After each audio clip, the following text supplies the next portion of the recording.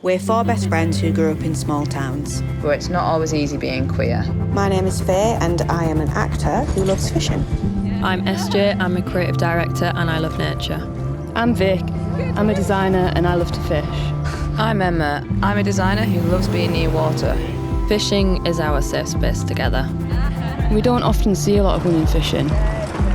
It makes you wonder who else isn't being included. So when we got the chance to go to Ontario, Canada to fish with some amazing people. Fish on! Hi, my name is Ken. I am Dave. Frank Leaney. Christine. I'm Emily O'Brien. My name is Lisa. Hey, I'm Demeisha, and today we're going to be fly fishing out here on the Madawaska River. I'm an everyday angler in Ontario. I'm also a science teacher. As people get more blind, the harder it is to get out. I've been an addiction counselor for 10 years now. I welcome you guys to come fish with me today. All right. Does that go over there?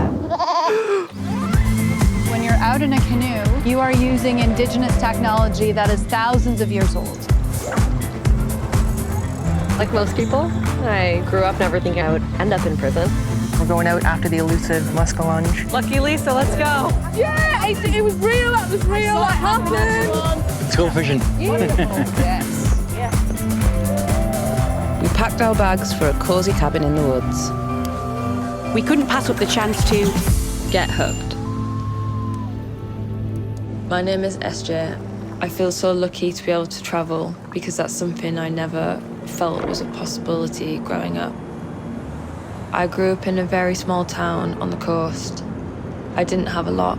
I've always worked really hard because I'm my own safety net. Been in the city for around 12 years now, and my mind goes at 1,000 miles a second. I find it really hard to slow down. I can step outside and it changes my mood instantly.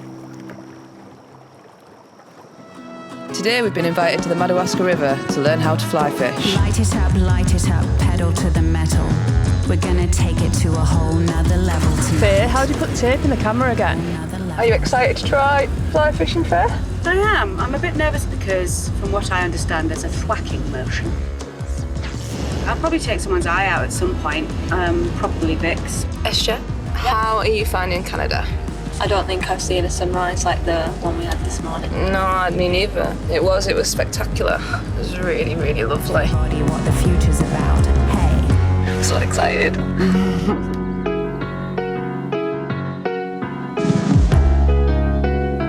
Hey, Demeisha. Oh, hey. Hey, man. How's it going? Good. My name is Demeisha Dennis, the founder of Brown Girl Outdoor World, an organization that seeks to change the conversation around equity and inclusion in the outdoors, and I'm a fly angler. I'm glad you made it out. Yeah, thanks for having us. This is amazing. Pretty excited. Get to interact with some fish. Yeah. Can't wait.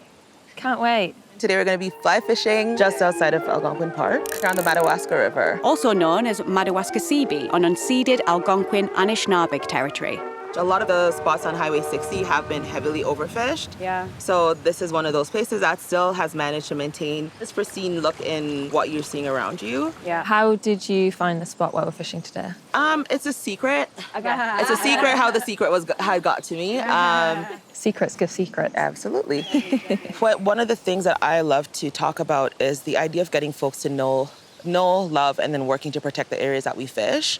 Gonna make sure I'm building relationships with the communities around to understand how they're also practicing conservation so that I can get involved with any project, any organizations that are working to protect these spaces, as well as the ability to find fish here. Is that a fish that just jumped over there? Oh, look, there's one look, over there. Yeah, there is a duck. There's a duck there. It's probably feeding as well. Yeah. Yeah, and that's a great indicator of fish being in the space because the ducks will follow the bait fish, and then the big fish are gonna follow the bait fish. And where all the lily pads are, it's usually where the fish love to hide out. What are we fishing for today? Well, we're lucky enough today to get out to fish for bass. Oh, I like that. I'll take that. Yeah.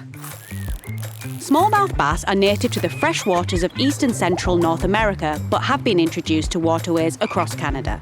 They range from 10 to 20 inches and weigh 1 to 3 pounds. Their gold-green colour is darker in clear water and lighter in cloudier waters. You hold a bass safely by putting your thumb in their sandpaper-like mouth. Ouch! A calloused, roughed-up bass thumb is a sign of an avid bass fisher. And no one has caught a bass on the fly before? Never. Nothing? Yeah, Never nothing. caught one ever. All right, today's gonna be the day. Today is the day. We're gonna get a bass. Gonna get a bass. I paid them to show up, so they better be here. Okay, good. Cool, so where do we start? Well, to get in the water, we need our waders. So we're gonna wade her up, grab our fishing rods, and we'll be on the water. Wonderful. Oh, this is going to be fun. I haven't put waders on in ages. Let us don. Now, someone might have to help me here because I can't quite remember. Oh yeah, give it a little jump. No, I've done it wrong. Oh my gosh, oh no. Why is it so difficult? No, you've got it twisted, SJ. Look at that. I'm so helpful. Thanks, Vic. Cheers. All right. Bum, waist. I can't breathe. I'm done. I'm sweating. Knackering. The key items we will use today are waders, a fly rod and reel, flies, and a net. It's so great to see you guys all dressed. Yeah. Looking like real fishy. Yeah. This is a fly rod. We have the reel attached to the fly rod. We have the fly line. And then inside the reel, we have the backing. If you can look at your rod, you'll see like a lighter green or white. Yeah. Inside, that's your fly backing. The line is what you really use to fish. The weight of the line is what carries your fly for you. The ones that we're using has some variation of feathers and rubber legs and a cone. So they're all pretty different. How do you figure out, like, fly to choose? Like, literally look what's crawling around. You see what's under the rock? Yeah. And then that kind of is an indicator of what the fish are eating. We say match the hatch. it's so because you have to sort of learn about the environment you're about to fish in before you can even sort of attempt to... Yeah, so the woolly bugger right now is looking like a leech. Which the fish will eat. Yeah. You know, you get them wet and all of a sudden they look like bait fish. Or they look like bugs in the water. Yeah. And all of a sudden that becomes food. All right, let's go. All right. Oh, sorry. Good start. What I love to do is to practice a little bit of gratitude when I step in the water. Nature is so big and it's allowing us this opportunity to interact with it in a way that's like fun and exciting, but also dangerous. For me, I stop and I feel the water and I let that water hug my legs. Me letting nature know I see its power and feel it, and also giving thanks for the opportunity to be out here to interact with it. Yep. One more. There we go. All right. Thank you. Go on, girl, get one. Right? So one of the casts that I do for when I don't have like a lot of room behind me to move, which is often what's happening, is a roll cast. Okay. The person who taught me the roll cast said it's like, think about the action of picking up the phone, putting it down. This is when we had house phones or like landlines or whatever. To me, it was the easiest cast to learn because there's not a lot of technical motion involved in it. Whereas with a backhand, overhand cast, you're having to think about like having the line unfurled behind you when you cast it out and then wait for it to deliver all the tension to the front of the fly. Line set about 1 o'clock, just over your shoulder. Yeah. Wrist not engaged. And then all you're gonna do, bring the line back, form a D loop, and bring that out. Okay. What you're doing is trying to turn that line over so you can see the fly land on the water right there. Pick up the phone, listen, and you're gonna put it down. I really wanna see one of you try doing that cast because it's not too difficult. And see what we do with it.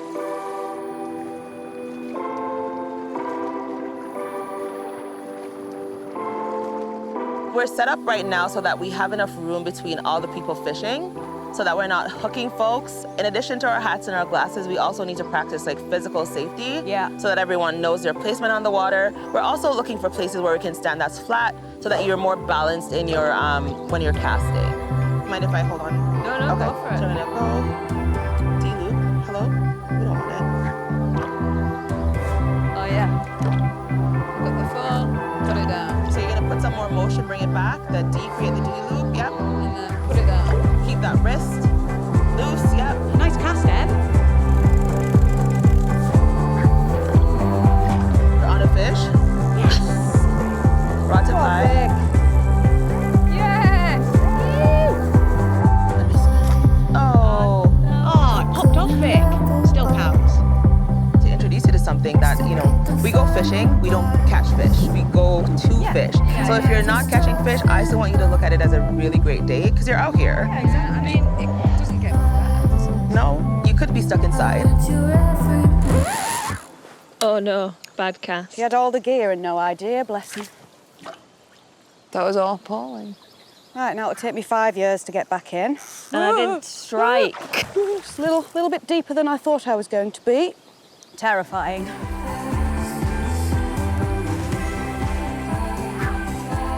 Pick it up. D-loop. There you go. How does that feel? Nice. Feels nice? Really nice, yeah.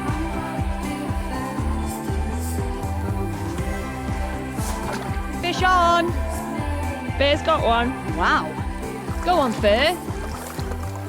Your first interaction with a bass? Yes. You able to see it? First ever one, Yeah? Thank you, mate. Have a nice swim off. High five. Yeah. Good job. Demeisha took SJ down the river. Vic, Emma and I tried to get another fish on here. We're gonna head over here where it's a little bit safer to cross instead of going straight. In a funny way, this is kind of like navigating life. I know, right? The moment somebody holds your hand, it's like, oh, it's not so scary anymore. This is a good rock. It is a solid rock. Yeah. How long have you been fishing though, out of? Fishing about 22. Been Really? fishing about 22 years, yeah. I literally started fishing like right after I moved to Canada. And the first time I went fishing with like a piece of stick, some crochet thread and a safety pin. Did you catch? Nope. Fish on!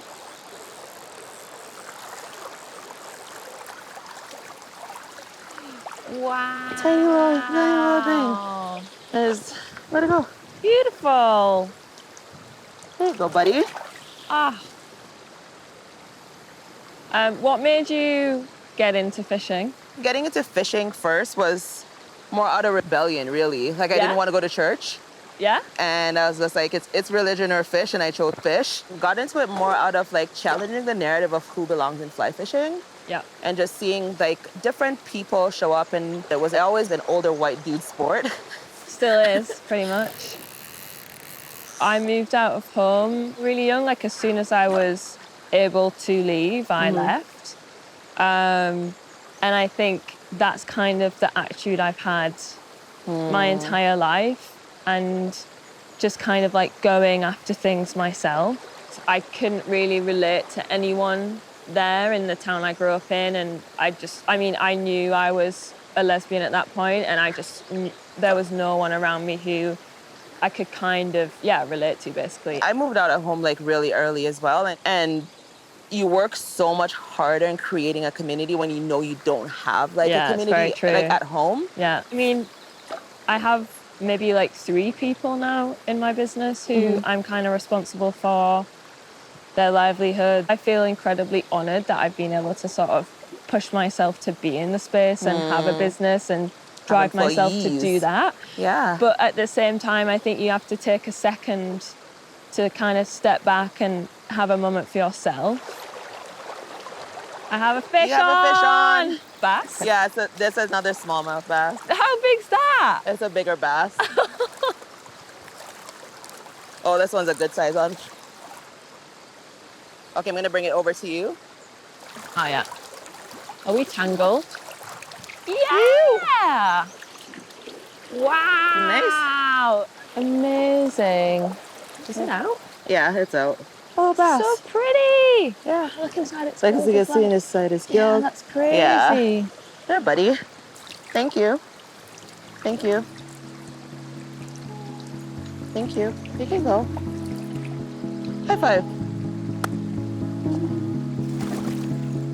Demeisha said no trip up north is complete without meeting her friend Christine at the Lake of Two Rivers, also known as Demeisha. Christine is the owner of Wasaya Consulting, which she created to enhance the awareness and understanding of Algonquin Anishinaabeg history and culture. Oh, there's Christine. Oh, hi. Hi. Hello. You all right? Hi. Here's the gang. Kwe ani bojo, Christine Luckasavitch, Madawaska River in Donjaba, Audrey Jack and Dodam, O Mama Winaninish, Nabe Kwayandao. So my name is Christine. I belong to the Crane clan. I am Madawaska River Algonquin and mixed settler as well too. Right now you are in my ancestral territory, so unceded Algonquin territory, toward the headwaters of the Madawaska River. Really beautiful place. Lots of fish here. And I've heard you've been fishing all day? Yeah. Yes. So, you're familiar with some of our fish species then, having been out on some of the lakes and rivers. But one of my favorite fish we no longer have here in these rivers anymore. American eels, Kitchissippi pomisi, are a type of fish with a long, snake-like body. They live in fresh and salt water in areas accessible to the Atlantic Ocean. Adult females can reach up to 1 metre, while adult males reach less than 40 centimetres. American eel, or Kitchissippi pomisi as we know it, that big river eel. For my ancestors, these fish would have made up a significant part of their diets. Yeah. Have you tasted eel? Yeah, no, we have, what is it, big? Jellied eels, in the UK, but I've never tried them. At one point in time, it was 50% of the total fish biomass here. When hydroelectric dams started to be put in place along our rivers, that meant that while eels can make their way upstream, the issue is coming back down. When they make their way back down through these dams, the turbines, those really sharp turbines, they get sliced. We've seen a 99% species population decline across the board. Anytime that you are harvesting, whether it's plants or animals, you never take the first that you come to and you never take the last, because that helps to ensure that it will be there for the future. That's lovely. That's beautiful. Go to sleep, little baby. Hey-oh, hey-oh, hey-oh.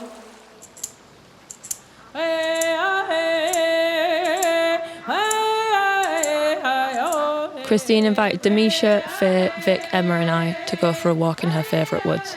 To go fishing, you're going to go out in boats, right? Boats, canoes, and so on. It's always important to keep in mind that when you're out in a canoe, you are using Indigenous technology that is thousands of years old. Oftentimes, folks don't necessarily associate canoes as Indigenous inventions, but I assure you that's exactly what they are. For my ancestors, we would use birch bark canoes for flat water. So there are 5 different trees then that go into making a birch bark canoe. So I like to think of it as a community of trees coming together to then form this beautiful, beautiful canoe. So you've got your birch, you have cedar, you have spruce, ironwood, and ash. Here you have a white birch, so wigwas is our name for these. That's what forms the body of your canoe. So spruce we use for a few different things when we're building a canoe. We're using the spruce gum for waterproofing, and my grandfather used to just chew it as gum. It's pretty healthy for you too. What does it taste like? Like a tree. Like a tree. Stupid question, Faye. Yes. So then we have one other tree to visit when we're talking about canoes, and it's actually just right behind us here. This guy. So this is a cedar tree.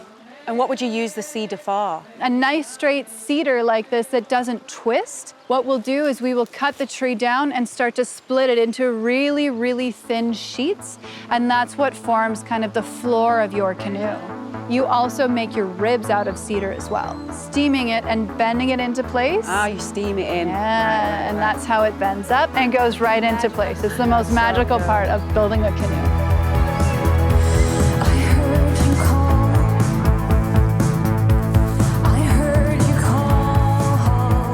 Give me your best smiles. On 3, Canada. 1, 2, 3, Canada. How we doing?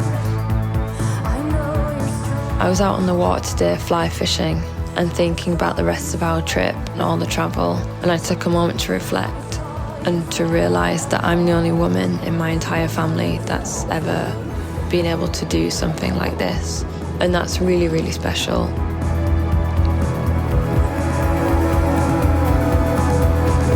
It's a trip I'm never going to forget.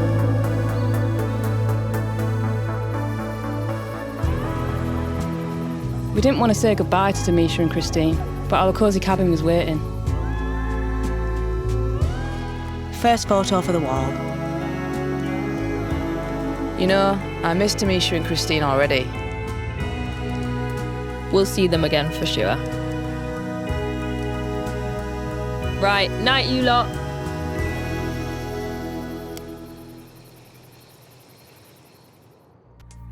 Next time on Get Holy Hooked. catfish. Emma has one. You know it's called fishing, not catching, but I'm going to catch if it's the last thing I do. Luckily, we've got Arm Pryor in the books with Dave and his buddy Rick. That's the thing about fishing with these lot. Haven't even packed the car up yet, and we've planned the next trip. Next stop, Arm Pryor.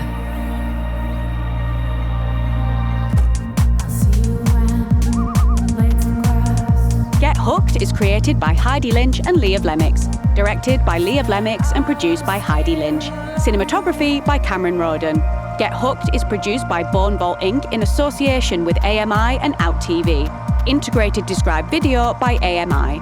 Featuring Demeisha Dennis, Christine Luckasavitch, Rick Clatt, Dave and Arby Fergoch, Frank Leaney, Lisa Goodyear, Emily O'Brien, Kenneth C., Faye Marseille, Vic Watson, Emma Tweddle, Sarah Jane Todd, and Rosie Jones. Get Hooked is produced by Bone Vault Inc. in association with AMI and OUTtv.